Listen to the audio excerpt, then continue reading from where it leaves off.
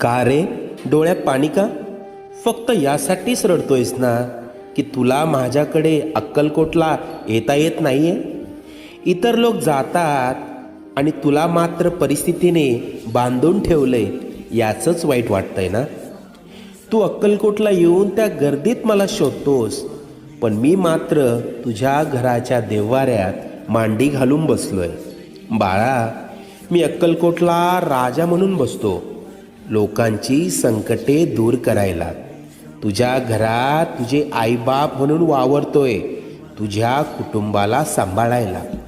आजपर्यंत तुझ्याबरोबर जेवढं वाईट व्हायचं होतं ते होऊन गेलंय. आता येथील सुखाचे सोन्यासारखे दिवस. हृदयाजवळील माझ्या भक्तांना पाठवून दर्शन घडव.